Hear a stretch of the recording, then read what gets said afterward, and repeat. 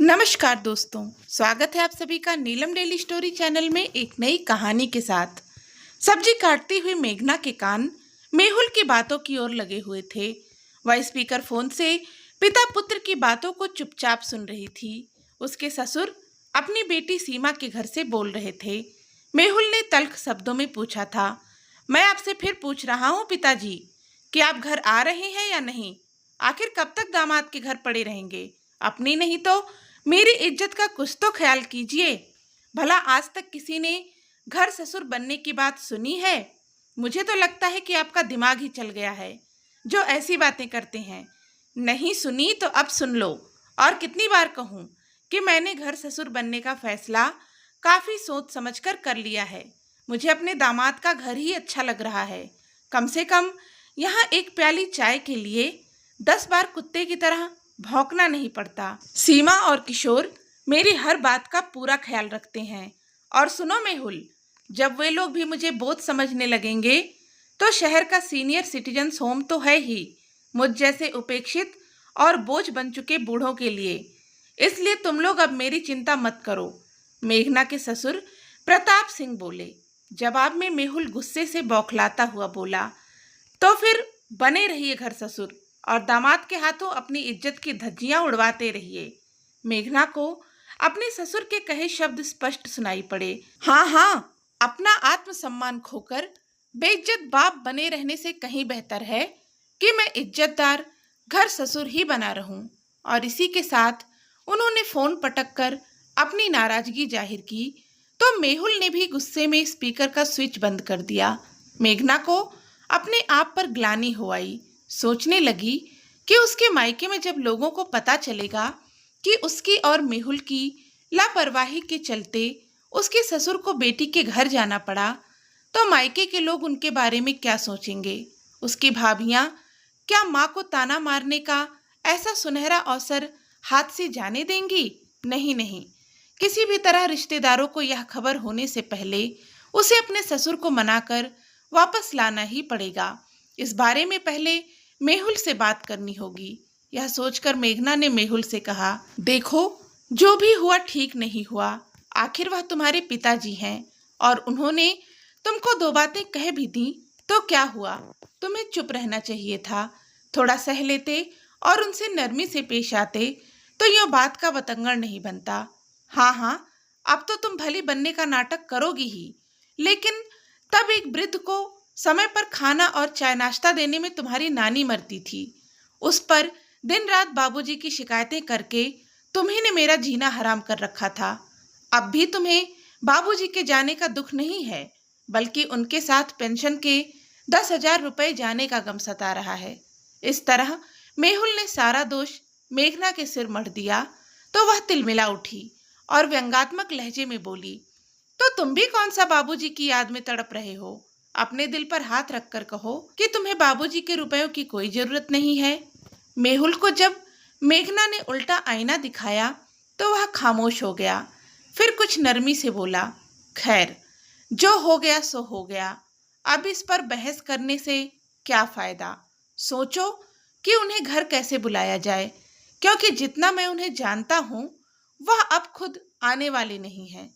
अभी तो वह सीमा के घर हैं, पर जहां उनके आत्मसम्मान को जरा सी ठेस पहुंची तो वह सीनियर सिटीजन्स होम्स जाने में एक पल की भी देर नहीं लगाएंगे। उसके बाद वहां से वह शायद ही वापस आए। तुम कहो तो मैं बात करके देखती हूँ, मेघना बोली। अब गलती हमने की है तो उसे सुधारने की कोशिश भी हमें ही करनी पड़ेगी। पिताजी हैं। नहीं, रहने दो, मेहुल बोला। बाबूजी को गए 1 महीना भर तो हो ही गया है। अब हफ्ते भर बाद बच्चों की क्रिसमस की छुट्टियां होने वाली हैं। हम सब जाकर बाबूजी को मनाकर आदर से ले आएंगे। यह सब सुनकर हुर्रे कहते हुए रिनी और सनी पर्दे के पीछे से निकल कर आए, जो मम्मी पापा की ऊंची आवाज सुनकर वहां आ गए थे। माँ, सच में दादाजी हमारे पास वापस आ जाएंगे? दोनों बच्चे खुशी से उछलते हुए एक स्वर में बोले, हाँ बेटे, वह जरूर आएंगे। हम सब मिलकर उन्हें लेने जाएंगे, मेघना भीगे स्वर में बोली। तो मेहुल के चेहरे पर भी स्नेह सिक्त मुस्कान आ गई। बच्चों की छुट्टियां शुरू होने पर वे अपनी कार से बाबूजी को लेने निकल पड़े। मेहुल ने घर छोड़ने से पहले फोन पर सीमा से यह पूछ लिया था कि बाबूजी घर पर हैं कि नहीं और उनका कहीं जाने का कार्यक्रम तो नहीं है। जब तक बाबूजी साथ रहते थे, उन्हें हर समय ऐसा लगता था कि बाबूजी बेवजह उनके कामों में टोका टाकी करते हैं, बच्चों से गैर जरूरी बातें करके उनका समय बर्बाद करते हैं। बाबूजी ने सब पर ही एक तरह से अंकुश लगा रखा था। ऐसा लगता था मानो उनकी आज़ादी खत्म हो गई थी। बाबूजी से हर महीने उनकी पेंशन लेना तो उन्हें याद रहा, या यूं कहें कि अपना अधिकार तो उन्हें याद रहा, पर फर्ज निभाने से वे चूक गए। अपनी सहेलियों के साथ गप लड़ाते हुए मेघना अक्सर भूल जाती कि बाबूजी चाय के लिए इंतजार कर रहे हैं।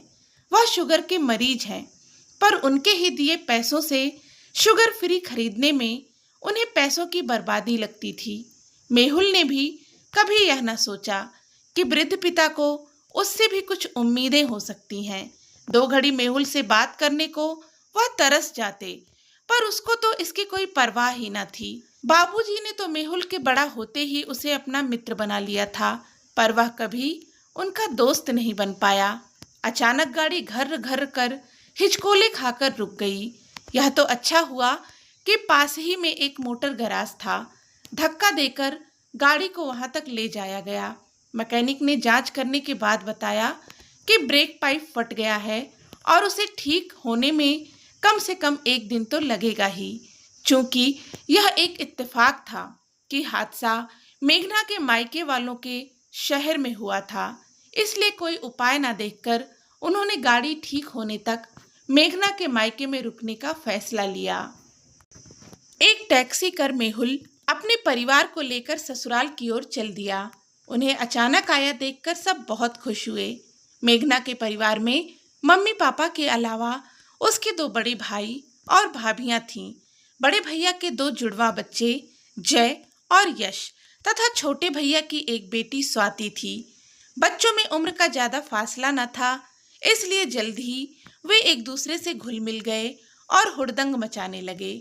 माँ बाबूजी के साथ थोड़ी देर बातें करने के बाद मेघना मेहुल को वहीं छोड़कर रसोई की ओर चल पड़ी, जहां उसकी दोनों भाभियां रात के खाने की तैयारी में जुटी थीं। मेघना ने भाभियों का हाथ बटाना चाहा, पर उन्होंने उसका मन रखने के लिए चावल बीनने की थाली पकड़ा दी और वहीं रसोई के बाहर पड़ी कुर्सी पर बिठा लिया। मेघना ने देखा कि उसकी भाभियों ने बातों ही बातों में कितने सारे पकवान बना लिए। जब वे 2 तरह की सब्जियां बना रही थीं, तब मेघना ने पूछ लिया कि भाभी, यह कम तेल मसाले वाली सब्जी किसके लिए बना रही हो? तो बड़ी भाभी ने कहा कि मम्मी पापा बहुत सी चीजें खाने में परहेज करते हैं, उनकी उम्र देखते हुए उनके लिए थोड़ा अलग से बनाना पड़ता है। पर माँ बाबूजी को तो कोई बीमारी नहीं है, फिर उनके लिए आप लोग इतना झंझट क्यों कर रही हैं? मेघना ने पूछा। छोटी भाभी ने जवाब दिया, तो क्या हुआ, बुजुर्ग लोग हैं, परहेज करते हैं, तभी तो उनका स्वास्थ्य अच्छा है, फिर उनके लिए कुछ करने में कष्ट कैसा? यह तो हमारा फर्ज है। वैसे भी तुम जितना अपने ससुर के लिए करती हो, उस हिसाब से तो हम कुछ भी नहीं करती। मैंने क्या किया और आपको कैसे पता चला? मेघना कुछ असमंजस भरे स्वर में बोली। अब रहने भी दो दीदी। बड़ी भाभी हंसती हुई बोली, ज्यादा बनो मत, कल ही तुम्हारे ससुर जी का फोन आया था, उन्होंने ही तुम्हारे और मेहुल के बारे में हमें सब कुछ बताया। मेघना के मन में जाने कैसे कैसे को विचार और संदेह सिर उठाने लगे कि बाबूजी ने जरूर उनकी शिकायत की होगी और इसीलिए भाभियां उसे यूं ताने मार रही हैं। पर मन का संशय प्रकट न कर मेघना बोली, क्या बताया बाबूजी ने? क्या वह हमसे नाराज हैं? भला क्यों नाराज होंगे?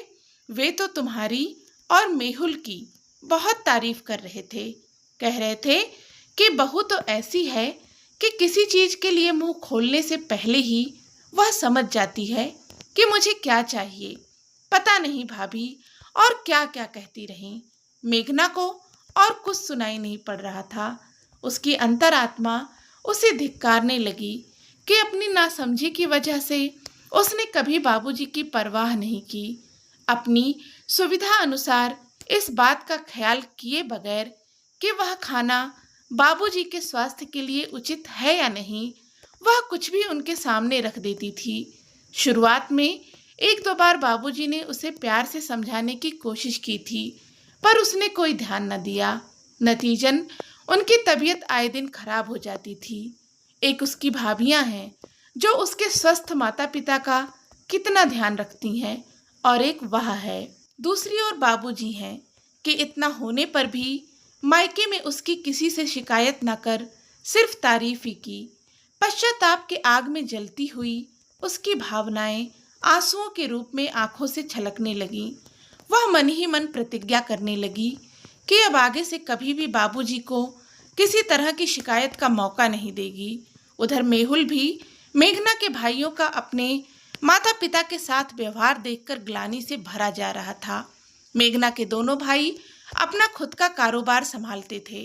दोनों ने ही घर आकर दिन की बिक्री से प्राप्त रुपयों से अपने पिताजी को अवगत कराया। हालांकि उन्होंने किसी से भी रुपयों का ब्यौरा देने के लिए नहीं कहा था। कुछ देर पास बैठ पिता पुत्र ने एक दूसरे का हाल चाल पूछा। फिर वे लोग मेहुल के साथ व्यस्त हो गए। मेहुल मन ही मन सोच रहा था कि वह तो अपने पिता का इकलौता पुत्र है, इसलिए उसे तो उनकी हर बात की ओर ध्यान देने की जरूरत है। माँ के गुजर जाने के बाद वह अपनी बात कहते भी तो किससे? वह क्यों नहीं अब तक अपने पिता की मन की पीड़ा को समझ पाया? अब से वह बाबूजी के पेंशन के रुपयों को हाथ भी नहीं लगाएगा, बल्कि उनकी जरूरतों को अपने कमाए रुपए से पूरी करेगा। अगले दिन गाड़ी ठीक होकर घर आ गई, पर मेघना के घर वालों ने जिद करके उन्हें 2 दिन और रोक लिया। इस दौरान मेहुल ने मेघना के भाइयों का अपने माता पिता के साथ बातचीत और व्यवहार को देखकर पहली बार जाना कि बुजुर्गों के अनुभव से कैसे लाभ उठाया जा सकता है। बच्चे कैसे दादा दादी की वजह से अपने पारिवारिक इतिहास को जानते हैं तथा अपनी संस्कृति और रिश्तों की जड़ों से जुड़ते हैं। हमारे बुजुर्ग ही तो इन सारी चीजों की मूल जड़ होते हैं। हम तो बस शाखा मात्र होते हैं। यदि मूल जड़ को ही काट फेंक दिया जाए तो गृहस्थी का वृक्ष कैसे फल फूल सकता है? जब से मेघना और मेहुल बच्चों सहित बाबूजी को लेने निकले तो उन दोनों के सामने अपना ध्येय बिल्कुल साफ हो चुका था। उन्हें विश्वास था कि उनकी नादानी को माफ कर बाबूजी अवश्य उनके साथ वापस अपने घर आ जाएंगे। भला उन जैसा स्वाभिमानी व्यक्ति कभी घर ससुर बनकर थोड़े ही रह सकता है। यह सब तो उन्हें सबक सिखाने के लिए बाबूजी ने कहा होगा। इस विश्वास के साथ वे खुशी मन से अपनी मंजिल की ओर बढ़ चले। तो दोस्तों, आज की इस कहानी के विषय में आपके क्या विचार हैं, हमें कमेंट करके ज़रूर बताएं। कहानी पसंद आई हो तो प्लीज़ इसे लाइक करें, शेयर करें और चैनल को भी सब्सक्राइब करें। धन्यवाद।